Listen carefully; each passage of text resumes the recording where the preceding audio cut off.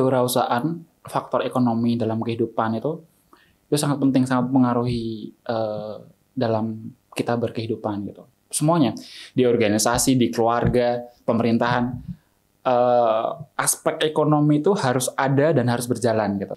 Saya lihat banyak banget teman-teman di daerah itu yang usahanya itu udah nggak usaha ecek-ecek gitu. Dia mainnya udah ratusan juta MM-an gitu beli. Oke, valuasi bisnisnya. Iya, valuasi bisnisnya udah sebesar itu gitu. Tapi ada juga yang teman-teman wirausaha muda ini yang dia itu bisnisnya masih di tahap baru planning, baru berjalan di kampus dan individu, rumahan kayak gitu. Nah, inilah yang menjadi perhatian kita.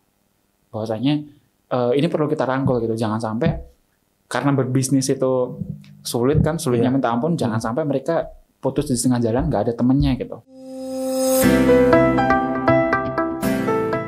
Semeton Gema Bali kembali lagi bersama saya di sini. Kali ini saya kedatangan anak muda yang luar biasa dan cukup menarik lah. Beberapa kali kita sempat ngobrol, cuman baru ada waktu dengan kesibukannya sangat luar biasa.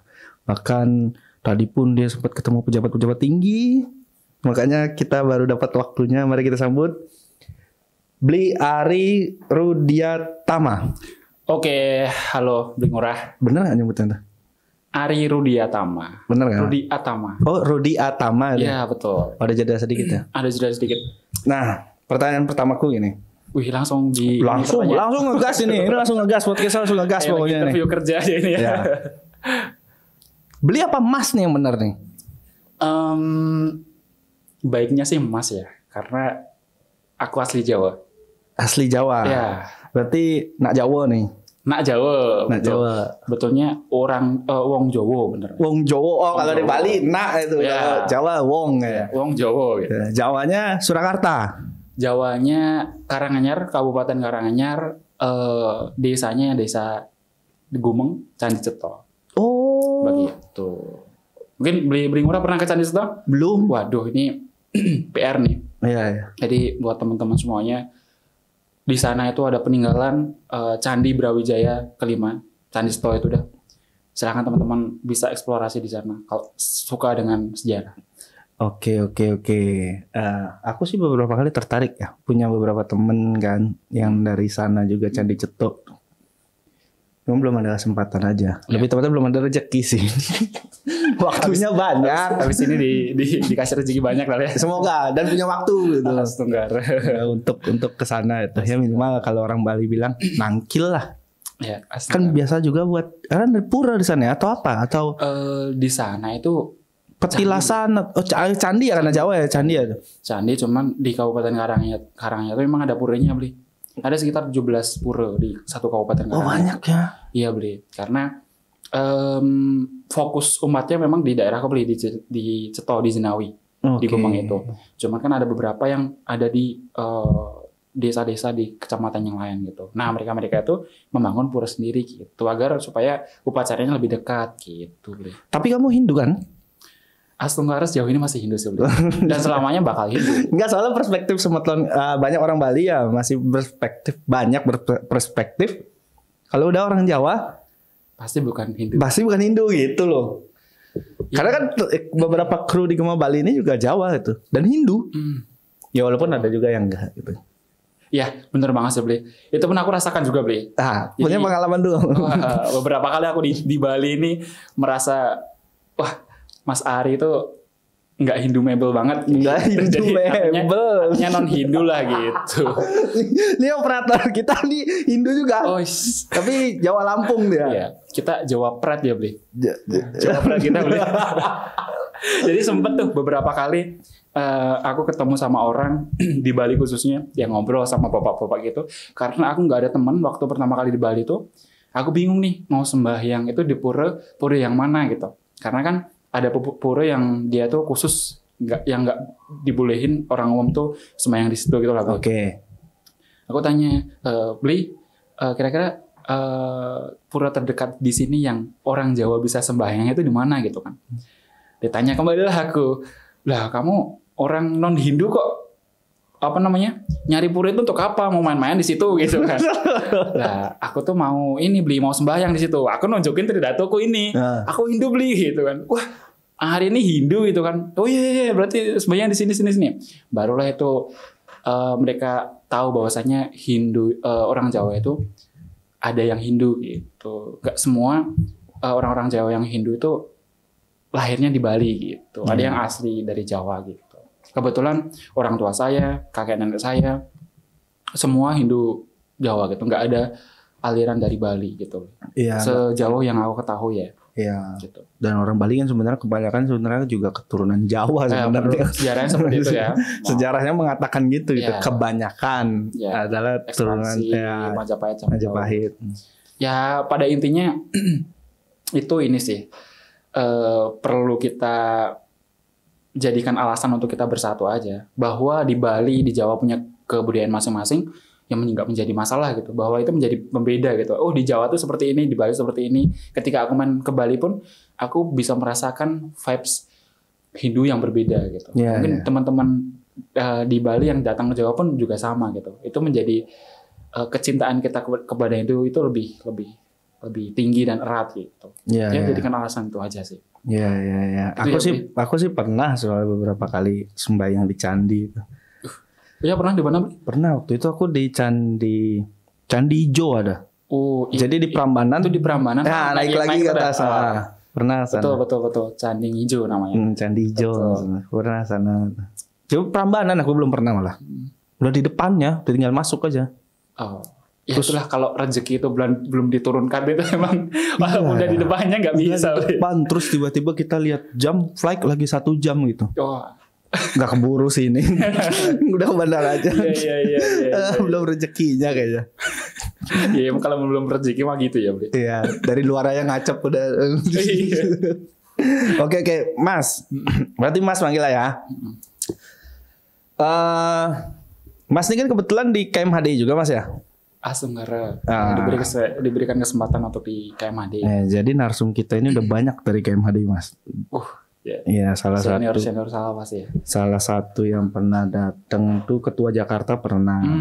Terus Bendum pernah. Bayu Wangestu. Siapa lagi ya yang pernah datang? Saya ingatku banyak lah orang-orang KMHD. Iya. Ketua Bali pernah. Terus ketua Denpasar pernah dan segala macam lah. Takutnya ntar gak sebut semua lagi. Banyak gitu. Jadi aku cukup tahu soal KMHD gitu. Dan Mas kebetulan sebagai ketua lembaga Ekraf PPKMHD. Iya, betul. Oh, Esa pernah kesini. Ketua demokrasi. Iya, lembaga kepemiluan dan demokrasi. Esa juga pernah. Cuma studionya waktu itu belum gini. Oh. Belum gini. Jadi pernah juga. Diundang lagi berarti ya. Kayaknya tuh. Cuman nggak tahu tuh. Abis waktu itu kita undang abis Pilpres. Iya. Ini habis pilkada belum kita undang sih. Ada momennya ini pas pilkada ya. Biasa ditunggu di sini ya biasa. Oke. Mas sebagai ketua lembaga Ekraf PPKMHD ini Mas. Ini kan yang kita dapat informasinya Mas ingin membuat diklat kewirausahaan nasional. Betul. Dan kebetulan tuan rumahnya Bali gitu ya. Betul. Oke. Pertanyaan dasarnya gini dulu Mas. Kenapa membuat diklat kewirausahaan nasional tuh? Ya. Ini pertanyaan yang sering aku pribadi dan juga teman-teman di Ekraf PPKMHD itu sering dengar gitu. Jadi kenapa harus diklat kewirausahaan gitu? Teman-teman semuanya bahwasanya kewirausahaan faktor ekonomi dalam kehidupan itu sangat penting, sangat mengaruhi dalam kita berkehidupan gitu. Semuanya di organisasi, di keluarga, pemerintahan. Aspek ekonomi itu harus ada dan harus berjalan gitu. Harus ada sirkulasi di situ. Pun di organisasi dan juga pun di individual kita masing-masing. Soal pendidikan dan sebagainya itu adalah soal mental dan juga soal cara berpikir kita. Tapi untuk menuju ke sana itu kan ada aspek satu lagi namanya ekonomi itu. Nah, kita dari teman-teman Ekraf ingin sekali sebagai wadah dan juga payung untuk teman-teman mahasiswa Hindu se-Indonesia yang dia tertarik ataupun sudah memiliki usaha dan menjadi wirausahaan gitu. Jadi itu niatan kami beli agar supaya teman-teman wirausahawan ini bisa terhimpun gitu. Terhimpun sampai akhirnya nanti minimal lah mereka punya relasi dari masing-masing peserta itu. Jadi ketika nanti bisnisnya mau expand, mau ini, dia tahu nih marketnya di Jawa seperti apa nih. Aku punya teman orang Jawa, tanya-tanya dulu sama orang Jawa. Minimal dia punya teman itu, seminimal itu. Besarnya apa? Besarnya kita bisa bikin perhimpunan di situ dan semua mahasiswa-mahasiswa atau pemuda-pemuda yang tertarik dengan kewirausahaan bisa dihimpun lagi oleh peserta yang sudah lolos nanti di kegiatan Diklat Kewirausahaan itu. Gitu. Nah, sebagai informasi kegiatan Diklat Kewirausahaan Nasional ini sudah berjalan kedua kalinya. Sebelumnya itu di Makassar tahun lalu, dan ini event kedua kita. Seperti itu. Soal Diklat Kewirausahaan ini ya? Iya, betul. Berarti ini yang kedua? Ini yang kedua, Bli. Yang pertama di Makassar? Di Makassar. Oke. Berarti dari KMHDI, terutama dari lembaga Ekrafnya, memang serius ya? Iya. Sampai 2 kali udah bikin loh. Betul. Kita harus serius, Bli, karena ekonomi ini menjadi sangat penting, terutama saya Bli di Jawa, itu sangat penting banget faktor ekonomi. Ini di luar organisasi, di luar apapun itulah. Tapi yang pasti adalah ekonomi umat ini menjadi sangat penting gitu. Oke. Gitu. Nah, Mas, menurutmu karena kamu mau bikin Diklat Kewirausahaan Nasional yang kedua nih, Mas ya? Iya. Berarti kan kamu juga adalah seorang, aku nggak tahu kamu pelaku atau enggak, apakah juga punya usaha gitu kan, atau bagaimana gitu. Tapi terlepas daripada itu, pasti kan di antara teman-teman KMHDI ada yang punya usaha dong. Iya, betul. Sebagai pelaku kan begitu. Otomatis, apalagi Mas sebagai ketua lembaga gitu, rasa-rasanya memang kondisi umumnya gimana sih Mas soal wirausaha Hindu ya? Iya. Secara umum tuh wirausaha Hindu tuh bagaimana sebenarnya di Indonesia per hari ini gitu Mas? Iya. Saya berangkat dari tempatku ya di Karanganyar ya. Kita kan menjurus ke nasional seperti itu. Jadi di tempatku tadi aku udah sampaikan bahwa kita minoritas dan juga kita terhalang untuk memberdayakan ekonomi keumatan gitu. Karena minimnya pemuda-pemuda di tempatku gitu, Bli. Oke. Nah, karena ada masalah itu, aku di rumah bikin beberapa komunitas, Bli. Komunitas yang di bagian IT ada, pertanian ada, dupa juga ada.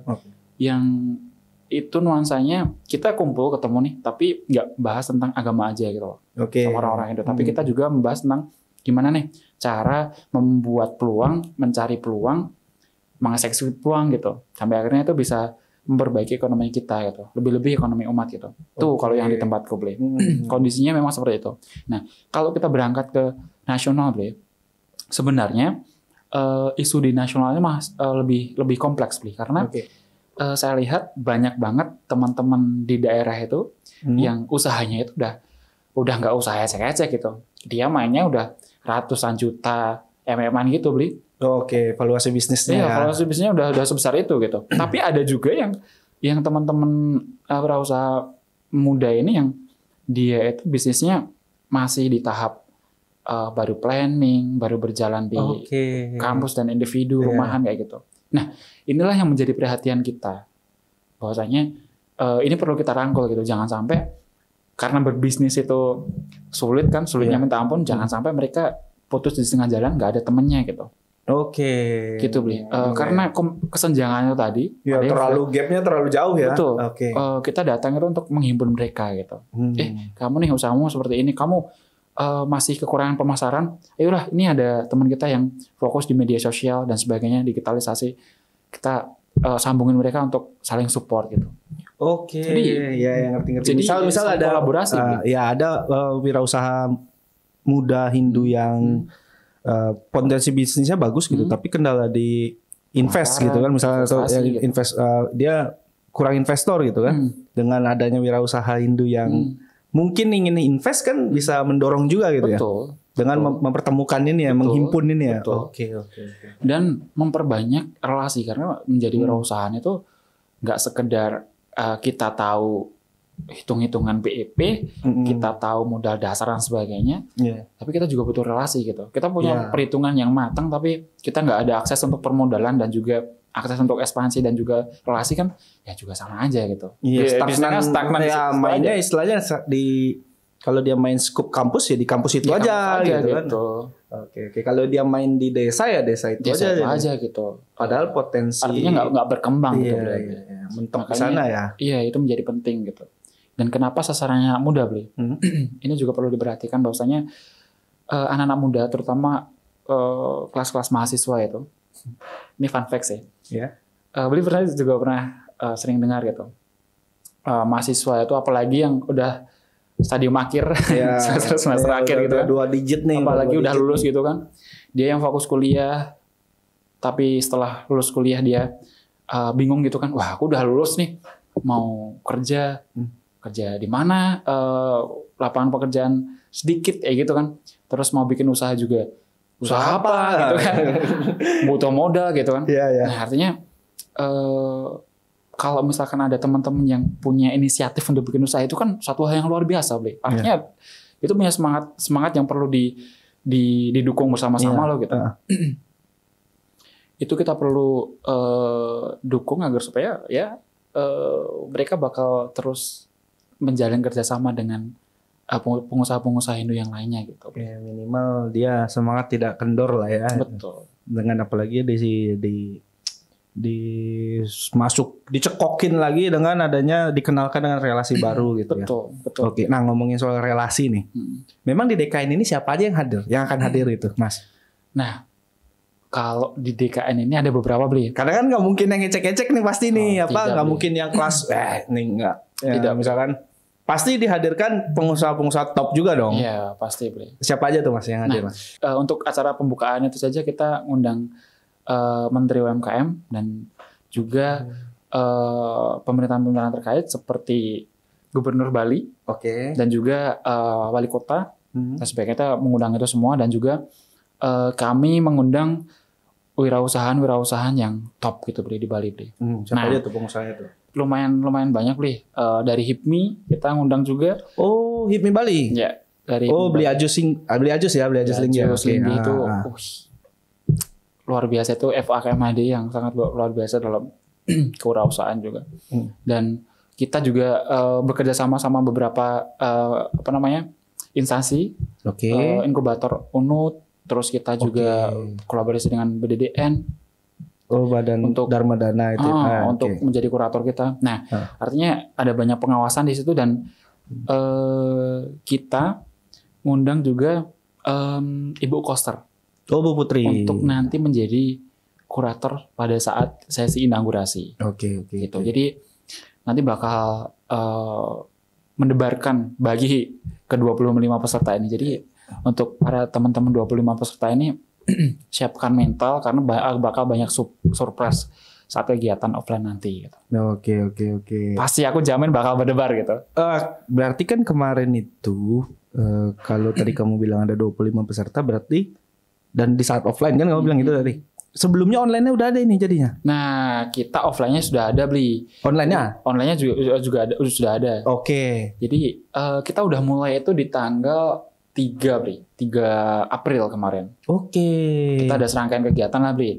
Kita di tanggal 3 itu ada kick off di mana kita pembukaan diklat itu secara online yang dihadiri kemarin Pak Menteri UMKM kemarin hadir pada saat kick off. Terus setelah itu kita ada coaching.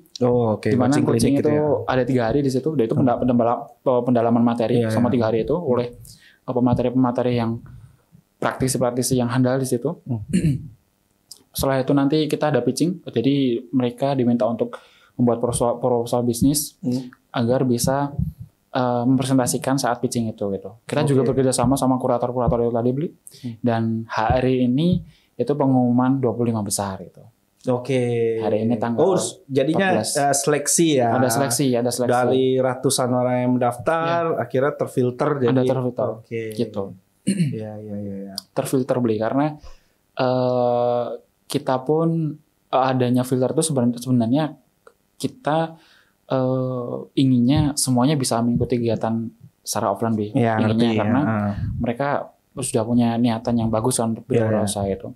Cuman perlu digarisbawahi bahwasanya kita pengen memfokuskan di kegiatan DKN ini, kita fokuskan untuk kita menghimpun teman-teman yang sudah memang settle gitu untuk berusaha dan bisa berkelanjutan gitu. Oke. Nah, terus gimana nih dengan peserta-peserta yang nggak lolos nantinya gitu? Kita udah punya datanya gitu. Oke. Kita bakal kegiatan lagi agar supaya untuk memantapkan model bisnisnya mereka. Oke. Gitu. Oh, tetap Gitu. ada Ada, ini ya, tetap kita proses fasilitasi. pendampingan gitu ya, masih ada ya tetap ya. Tetap untuk peserta yang nggak lolos pun tetap nanti kita tetap bikin event karena kita udah punya kontaknya mereka gitu. Oke. Pun ketika nanti yang 25 ini lolos bakal diseleksi lagi dan setelah mereka nanti pengumuman juara dan sebagainya, setelah kegiatan ini pun masih ada pendampingan lagi, Bli. Oke. Pendampingan lagi gitu. Jadi pokoknya kita pengen ini garap dengan serius kegiatan DKN ini gitu. Oke. Jadi sustainable ini ya, berkelanjutan ya. sustain, Bli. Oke. Sustain. Boleh nggak sih pendaftaran ulang itu? Jadi saya mau daftar gitu. Wah, kalau pendaftaran ulang gimana ya ini? Saya jadi nggak enak ini. Ya pokoknya buat teman-teman yang di luar sana yang punya keinginan kuat berwirausaha, silakan mulai dari sekarang. Kalau teman-teman pengen ngobrol tentang kewirausahaan, silakan nanti lewat media Aircraft, bisa lewat IG atau kontak person di IG itu. Teman-teman bisa kontak di situ untuk menanyakan semuanya seputar tentang kewirausahaan. Oke. Bisa- Atau minimal datang langsung di saat pembukaan tuh ya. Tanggal berapa pembukaannya? Pembukaannya tanggal 19 ini ya, April Oke, di 2025 di Unhi. Unhi ya. Kebetulan pembukaannya di Unhi. Jam pagi ya. Pagi, jam 8 pagi kita sudah mulai untuk pembukaan. Oke. Terima kasih banyak Unhi sudah mensupport kita dalam kegiatan ini. Nanti kita datang lah itu. Ya, harus Kita ditunggu datang. sih. Ya. Kita Nah, sedikit informasi juga, Bli.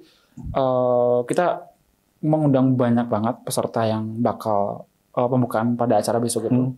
Kurang lebih ada 500 peserta yang bakal hadir saat kegiatan pembukaan besok itu. Di Unhi Oke. gitu. Oh, berarti pakai yang hall utamanya itu ya? Iya, di auditorium. Iya. Itu nampung sih, itu ribuan nampung. Iya, betul. Oke. Itu kegiatan pas pembukaan, pas di inaugurasinya kita juga mengundang 300-an peserta.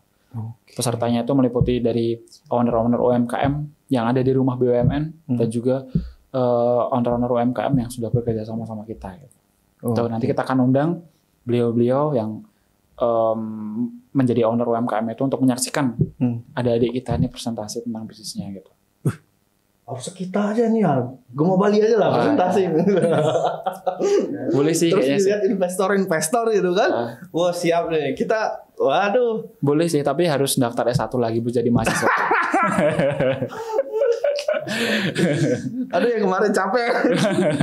Aduh. Gitu, Bli. Jadi ini kegiatan sangat besar dan aku mewakili teman-teman Aircraft dan juga pimpinan pusat KMADI dan juga teman-teman panitia, Bli, mengucapkan banyak terima kasih lah, Bli, untuk perseorangan, instansi, organisasi, paguyuban, semuanya lah yang sudah mensupport kegiatan Diklat Kewirausahaan Nasional ini. Mudah-mudahan kita punya semangat yang sama, mudah-mudahan ini bakal sustain dan sukses untuk kegiatan ini dan nggak cuma sampai di sini aja. Artinya terus berkelanjutan gitu. Siapa tahu nih instansi-instansi atau paguyuban atau perusahaan-perusahaan yang sudah bekerja sama kita yang sudah membantu dalam kegiatan ini, siapa tahu ada usaha dari teman-teman 25 peserta ini yang bisa dikerjasamakan sama perusahaan-perusahaan itu yang sudah bekerja sama kita. Itu kan sangat luar biasa, Bli. Iya. Artinya ya win-win solution gitu. Iya, betul. Gitu. Itu harapan besar kami lah gitu. Ketika kader-kader kita bisa berdaya secara ekonomi, kita sangat bahagia, Bli. Kita sangat bahagia. Oke. Mantap nih gue ini. Minimal aku pribadi sangat berbahagia, Bli. Iya. Oke nih. Ini baru mantap ya. Pengabdian masyarakat yang utama. Wah, itu harus diingat sih, nggak boleh lupakan itu. Terakhir, Mas. Ya. Ada pesan nggak kepada anak-anak ataupun generasi muda Hindu itu se-Indonesia, pesan dari Mas itu terkait dengan wirausaha kah, atau apa segala macam. Silakan Mas. Ya, pesannya gini ya, ini bukan pesan sih, tapi lebih kepada menyalurkan semangat yang sama sih. Aku nggak peduli kalian siapa, di mana, titel kalian seperti apa, terus kondisi daerah kalian seperti apa, dan juga kalian sekolah di mana, ataupun mungkin nggak berkuliah gitu, nggak peduli itu. Tapi yang pasti kita harus satukan semangat kita. Kita ini orang-orang Hindu yang punya intelektual yang sangat luar biasa gitu. Di Weda pun udah tergambarkan dengan jelas gitu. Poin-poin itu. Kita harus sadari itu. Kita harus eratkan pegangan kita untuk bisa menjadi masyarakat Hindu yang makmur gitu. Pun di luar daripada ekonomi, kita ada ekonomi, kita ada pendidikan, kita ada politik, manfaatkan itu semua. Kalau misalkan teman-teman semua di luar sana nggak cocok dengan kewirausahaan, silakan teman-teman bisa milih di politik mungkin, ataupun di hal yang lain gitu, yang itu membangun sumber daya manusia keumatan gitu. Itu sangat penting banget untuk teman-teman yang, apalagi yang di daerah minoritas gitu. Itu sangat penting banget tuh. Itu jangan sampai kita terus tergerus dari segi perkembangan zaman, tergerus sampai akhirnya tidak ada yang nguri-uri, istilah Jawa ini, nguri-uri kabudayaannya dewe gitu. Jangan sampai jongasi. Gitu ya. Itu salamku buat teman-teman di luar sana. Pokoknya apapun yang terjadi, kuatkan mental, kuatkan pikiran. Istilah Jawa ini, nek kue orang duwe konco ngontak aku. Nek kue nggak punya teman, silahkan ngontak aku lewat Ekraf. Silahkan, nanti Ekrafnya mungkin bisa di... Apa nama Instagramnya? Ekraf Ekonomi Kreatif KMHDI ya. Oke. Dia bisa dicek di Instagram kami. Siap. Semangat terus pejuang generasi muda bangsa.